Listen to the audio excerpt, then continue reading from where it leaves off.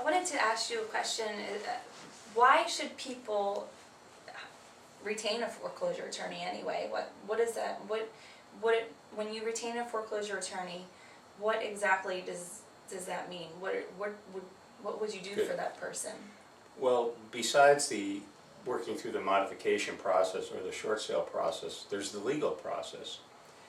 And this is a legal process, quite frankly. I mean, people in a judicial state are served with foreclosure papers. You're being sued in a lawsuit. Mm-hmm. The bank's the plaintiff and you're the defendant.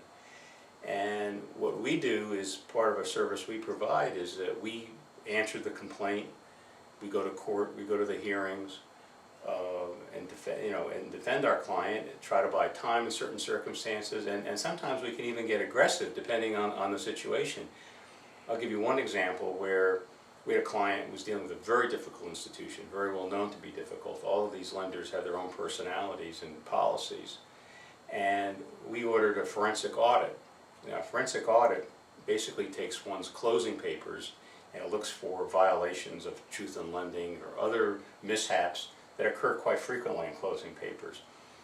We identified some issues with the closing, particularly in the truth in lending. I went back to the counsel for the lender and notified them of such. And within a week, that client went from getting no response to getting a mortgage of around 2% with a 40-year amortization. Wow. Now you can't do that all the time, obviously, but you are in a legal process, and I think that people need to understand that there is a value having an attorney representing them, in the courtroom proceeding, because the bank has a lawyer. The Mm-hmm. bank's lawyered up. And so you're at a disadvantage, in my opinion, if you don't have counsel, even if they're just performing just simple tasks such as appearing at hearings, making sure that your rights are being protected. It's very important. So, Aaron, let me ask you a question in terms of going back to process a bit. When you work on a modification, what do you think are the biggest misconceptions some of the people have that when you talk to them?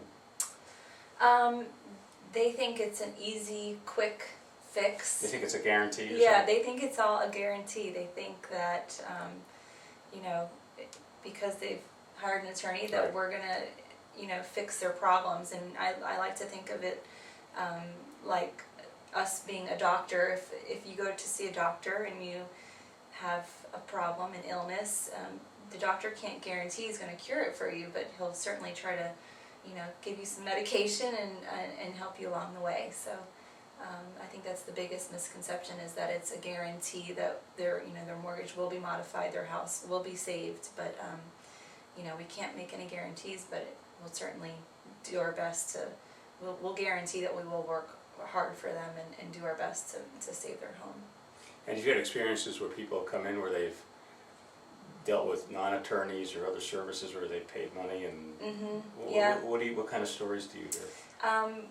We've seen where people pay thousands of dollars for somebody who will guarantee to modify their Right. mortgage, and that's completely against the law. So it's very heartbreaking to hear those stories. They're at risk of losing their home, and then they pay somebody who says they're gonna make everything better, and that's just not always the case. So.